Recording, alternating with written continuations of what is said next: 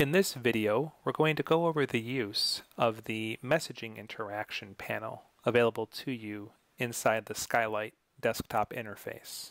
You'll notice that messaging is a uniform channel. It acts the same if you're an SMS or a web chat or a social media message.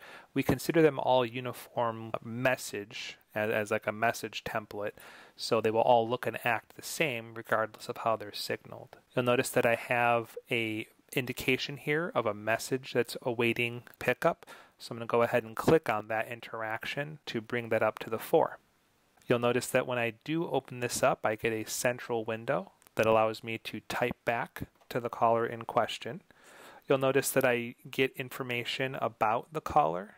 In this case, this was information entered by the individual inside the original chat request. The individual said her name was Jane and indicated that she had a particular issue. And these, again, sometimes can trigger routes or different operations inside the web chat experience. You'll notice that we do have a particular flow name. In other words, which web chat flow did this route through?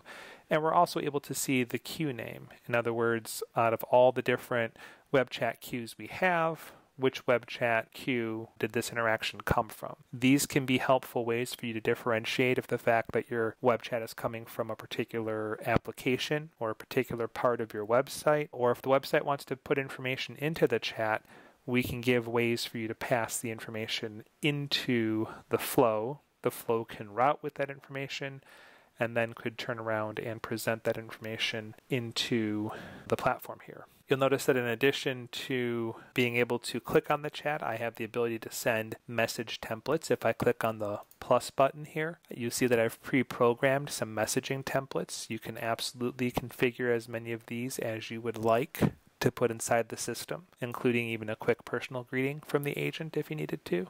You also can go through and assign dispositions or write notes on chat interactions. And again, it's going to be the same if it's an SMS or a Facebook Messenger or any of our social media interactions you'd have in the platform. Notice also that for a chat interaction, I can allow an automatic wrap-up state. And just as with a phone call, the wrap-up state gives me a couple of different choices. I can have a recommended wrap-up, which might be, say, 30 seconds, just to kind of remind agents that we don't want them going much beyond 30 seconds for wrap up. And as that timer ticks from 30 seconds down to 0, all the iconography is blue. Everything is all kind of colored blue here. And when we go past that 0 seconds, we have an option to give agents even more time, or we could force them right back into the queue. You have those options available to you. But in this case, all my indications are red, which is an indication to the agent that she or he is beyond the acceptable level.